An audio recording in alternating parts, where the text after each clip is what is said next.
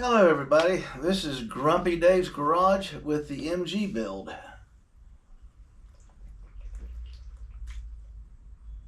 A little bit of hydration.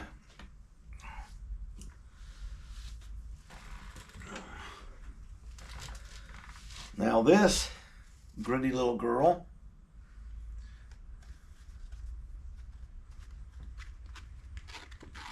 is 40 grit.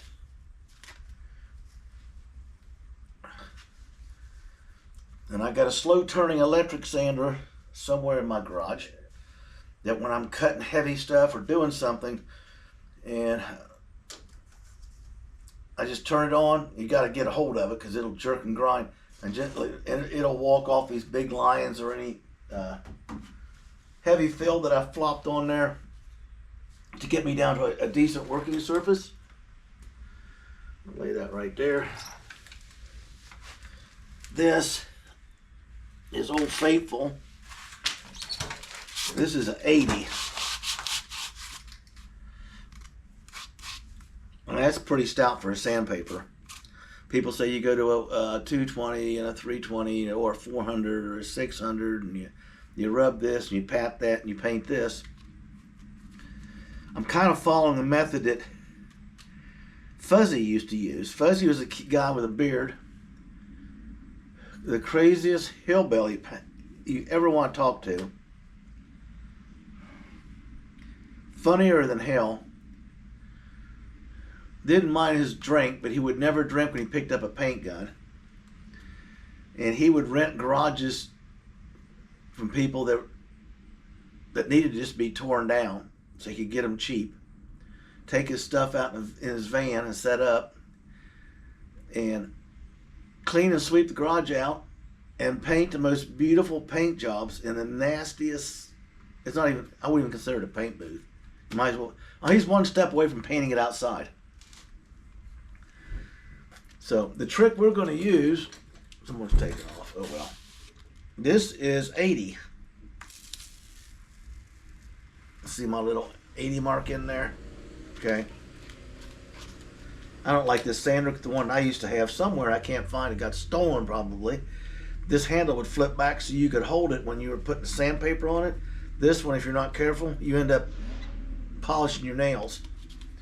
So you got to let go of it and hold it a different way. I like how it blows water vapor right on where you're sanding. This compressor seems to be vaporizing water really good, so I'm going to have to get a heavy-duty moisture eliminator before winter. Anyway, I've ordered 60s. Now, Fuzzy would come in and do his stuff with his helper for the day. You'd probably never done it before. And then he'd take that 60, turn his air pressure down, and on a panel like this, he would walk up and down very slowly till he's getting a nice, smooth, even cut. Too fast, it will chew in. Too slow, it'll jerk around your hands and leave marks. So you get it just right. And then he would come diagonally this way, always concentrating on keeping the sander flat, not tipping it with the contour, but keeping it flat. Okay, follow what I'm saying?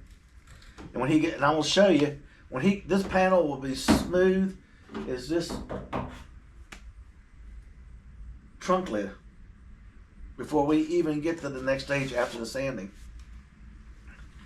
Now, back in the day, I flipped houses for a while, and I always did the special plaster work myself because you couldn't hire anybody that didn't want $1,000 to do it, and they had no clue what the hell they were doing. They wanted to go out and buy some styrofoam thing and cut it and use it to fix what it was. Shit, my helper could do a better job than some of these guys. So I would learn how to mix hot mud by extra lime and stuff in it. I mean, it was actually hot to the touch, so it would dry really quick, and I could duplicate shapes. So I figured if I can do it to that, why not do it to these? This metal is this metal, as I told you. I cut it off straight and brought it down, and then I'm using the fill. So I'm going to fill it some more on both sides and shave it down until it's rounded, because I want the metal. Now, there was some hate comments sent to me on a different channel than this one about this isn't metal work, blah, blah. My metal work is the skeleton. My body work is the flesh on the bones. Okay? Just, that's all I'm going to say.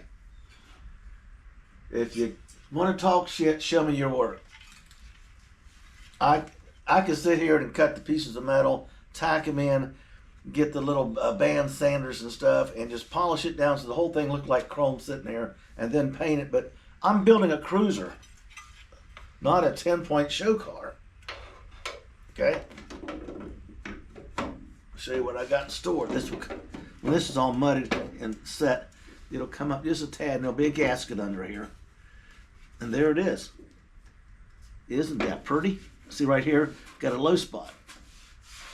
You can see because right there's the metal there. The sander didn't touch it. So I just let that slip.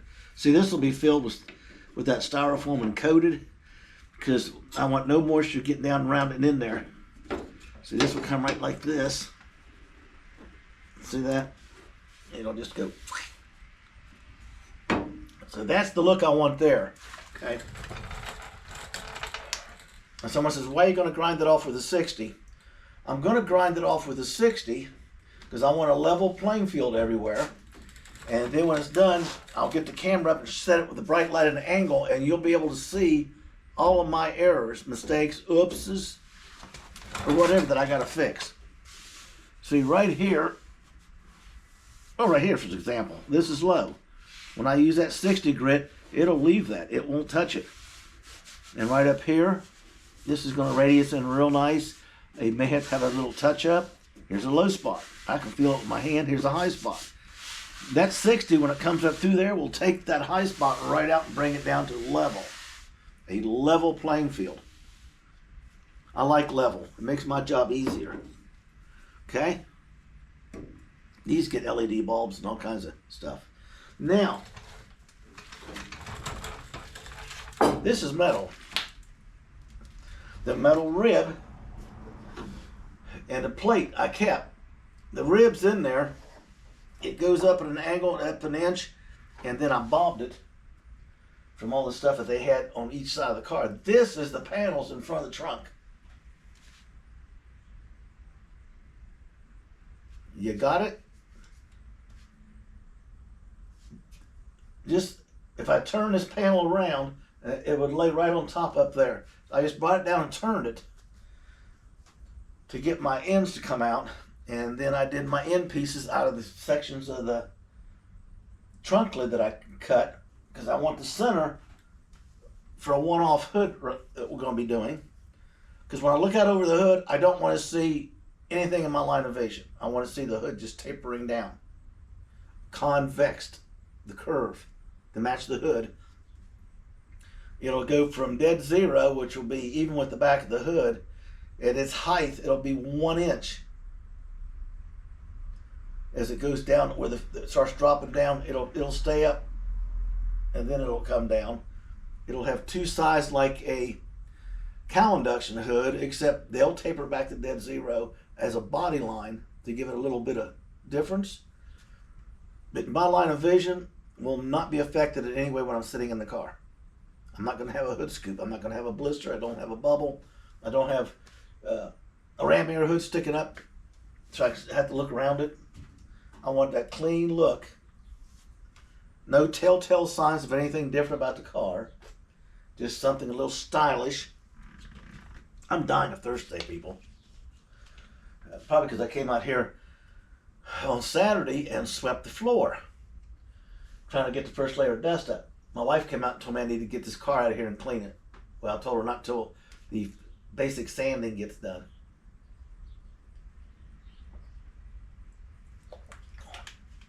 That's when this is done, the hood's done, everything's sanded and primered. The bare metal's got primers on it. We'll put the tires and stuff on it because I can leave the tires on at that point. And this thing rolls super easy. It's kind of scary. I rolled out the driveway, block it so it doesn't decide to roll anywhere. And then I'll strip everything out here on the floor.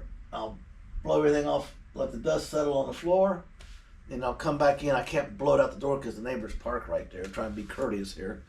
And I'll get the shop vac out, the big one, not the little one. And I will go around and use the Turd Sucker 2000, which I haven't had out since I was sucking mice nests out behind the dashboard in the heater box. And just, it's got a HEPA filter in it. You can stand there without a mask and it's not putting nothing back in the air. I'll wear a mask just for the heck of it. And get the floor down and cleaned. Bring the car back in. Put the car back up on these stands. Because then I want to get under it. I want to finish the fuel line, the brake lines. I want to torque everything from the back to the front that I put in and installed. I want to lube that rear end so it doesn't get forgotten. I got to get a special fitting made up and a pump. I'm going to pump 6 quarts of oil through the oil galleys into the LS.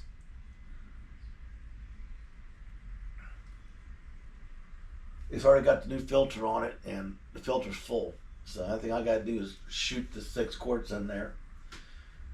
I got a new, I got the dipstick here somewhere. I got stuff everywhere in boxes. As this car comes together, I have to start opening everything up and getting out the parts I need. Be nice when we get this other room cleaned out. I put some shelves over there, some brackets.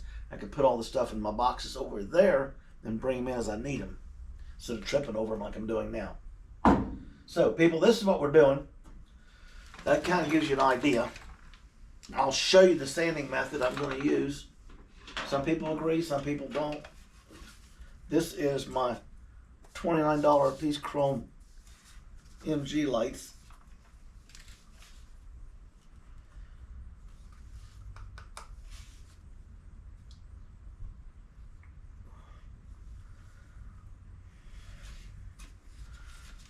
Which 9 times out of 10, they're pitted a little bit.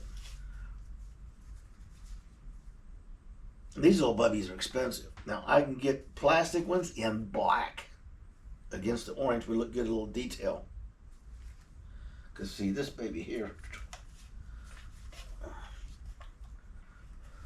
literally goes.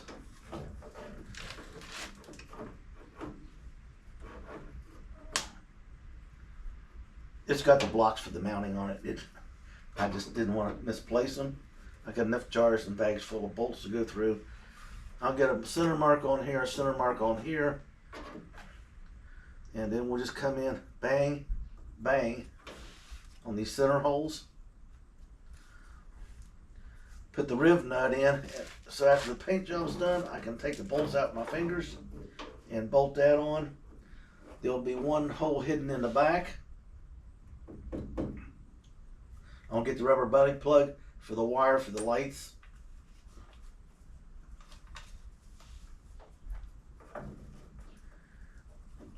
Okay.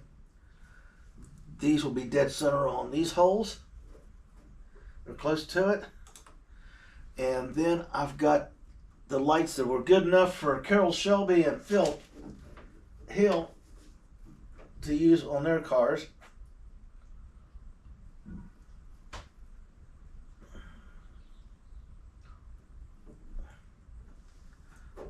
I can bring this up just, I think it'll look better if I bring it up just a tad like that. What do you think? It's actually starting to look like a car. Put this back in here.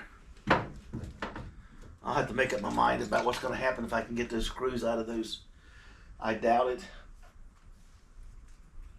I can get the ones that's already got the LED bulbs in them and put them right on the brackets. They're made just like those and be done with it. Well, it don't take long to cut into that. So basically, the sander needs to be kept like this. And then we'll go cross hatch. And then we'll come back in the opposite direction. Do a couple little, like up in here, I can come down and up, and then do the opposite. I can radius this up with a knife. I don't need anything in there because that gasket fits tight. Reminds me, I gotta order this gasket, those gaskets, the body insert piece. I think I can pick that up at the hardware store. Tractor Supply will probably have them. I gotta make up my mind on the rearview mirrors, so I can get them in before we get ready for the paint to make sure that those holes is going to work. If not, then it's time to address it before it goes to paint.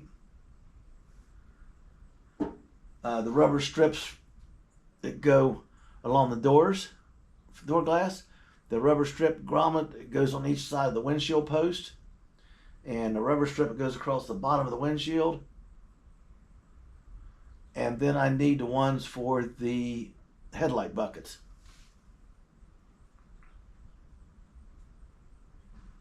Since I've altered so much stuff, I don't need all those gaskets. You got your nice taillight gaskets too, if I haven't said that yet. So, gonna look good. It's coming together. I'm gonna show the sanding method of fuzzy.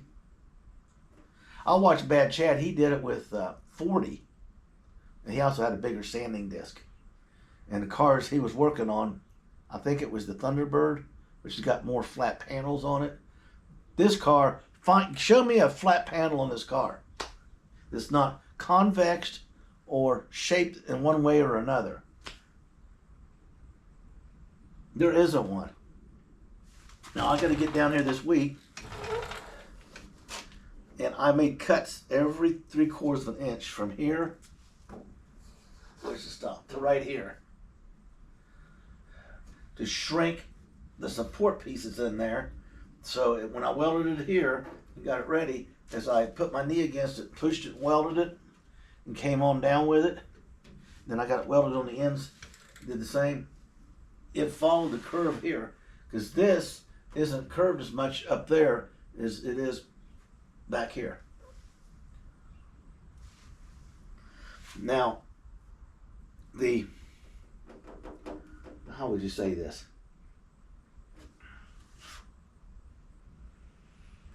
The Sebring package, these are rounded a little bit more, and they come down a little bit more of an angle, and this tapers in a little bit, but I want it to be slightly different. Mine still tapers in, you can see it, okay?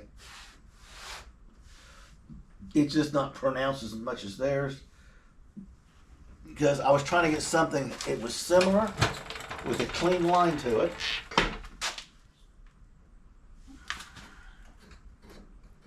Okay?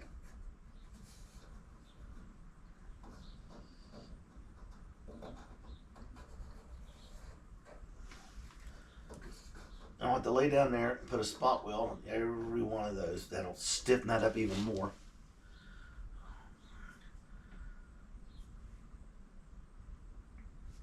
And that's how we're going with it, guys. That's what's coming down this week. We're going to get the sandpaper today and a couple things I needed. Tomorrow we'll come out and we'll use the dense closed cell foam to seal up the cracks between the flares and the inner fenders. In this place over here that was wrecked before, that's been separated, they got the outside panel, but they did nothing to the inside panel that was bent down on impact. And it's only just like an inch of it. You can't even see it unless you're looking for it. I'm gonna foam that in and shave that off smooth. Any place that road noise can enter this car, I'm gonna insulate it. And then the sides will get sprayed with rust proofing. The underneath of the foam will get cut with a saw blade. You know, I got some bed liner spray to hit those two seams with, and then it dries in like 20 minutes. And then I will hit it with 2 coats of undercoating. And then I've got the one on the right front. The fiberglass resin I put in there is setting up extremely slow. So I'm going to mix up some and just dump it in there at the top and just let it run down through again and add a lot more harder so it'll set up a lot quicker. I'm looking forward to getting the sand on, buddy. Every bit of this. It's starting to get exciting. I can actually see my concept before my eyes. So we'll be setting up to do the sand. I'll get that on the camera for you, show you how I'm doing it. And then when I sand it, I can also show you with the red pencil all the mistakes I made. Having low spots and high spots. Well, the high spots won't be there. The 60 grit will take them right off. It probably look like a snowstorm in here. But it'll give me a nice level playing field. And then when that's done and I get these two mudded up the way I want them, I'm going to do this fender well. At the same time, come over and do this one so I can, it's easier to make a match when I'm going from one to this, to this, to this, to this, to this, using the same stuff. Then try to do one and come over there and try to do the other and make them match. At least for me anyway.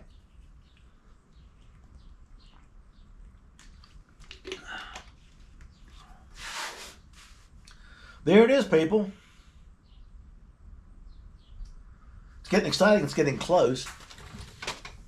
By my next shop talk, this thing will be smooth and all the low spots will be filled, and then I'll hit them again. And then the whole car will get lightly sanded when it's done with 80 and blown off. Any bare metal will be hit with primer, because I don't want anything rusting, because as soon as we get the body ironed out, I'm going to stop. Okay? I'm going to stop on the progress because while this is drying and those are drying and carrying and setting up, I'm going to be working on these two rockers. The only thing they need is sanded, a thin layer of mud put on it, and just take the 60 and go across it and just smooth them out. Hit them with some 80. That'll cover up any of the beats and bongs and battle scars and whiskey dents, or the dumbasses that tried to raise the car up using the sill to raise the car up. Can't fix stupid. And then I'll be doing some work on the other end, because I'm still not happy with that front valance. I'm going to get the straight line out and do a little bit of brainstorming up there.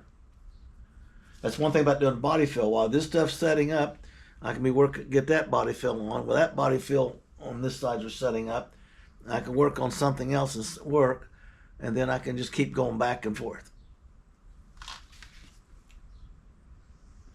The idea is to get this done. I want to get this deck lid stripped, repairs made on it. I can see a couple dents on it. Get it sanded down and cleaned and ready to go. Get it painted underneath orange to match the car. The last thing I'll do is I'll spray this track orange again and close it before the paint job on the car. Yeah, I got to order the rubber stopper blocks and the trim pieces for this and the hood. They're hanging up here, but I don't like them because they're 50 years old, nasty looking. I'll get those done. And then we'll be building a one-off hood.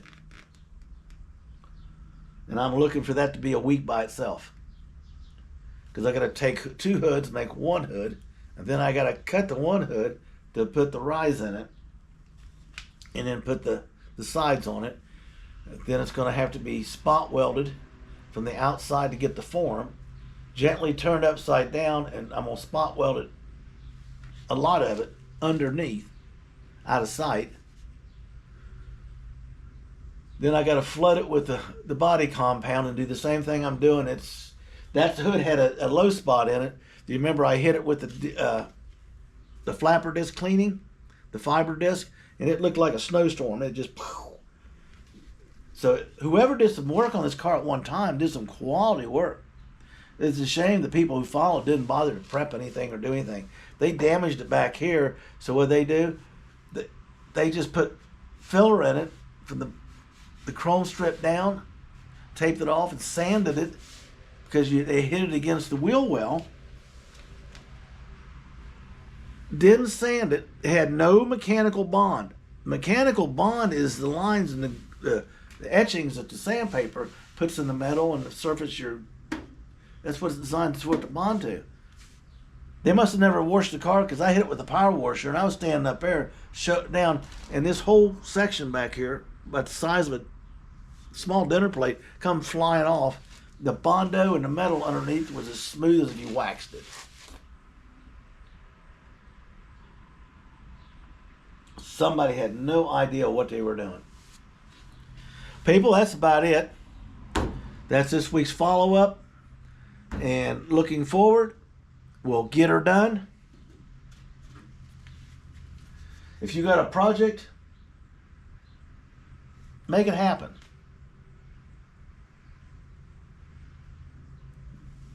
Make your dream happen. Like, subscribe, share, comment. Comments extra times. Got any suggestions? Lay them out there. If you got a problem with the car you're working on, throw it in there. If I don't have an answer, which I may not, somebody else who is following me may have that answer for you. I'm going to let it go now. This is the end of the day. Get your build on, people, and have a beautiful day.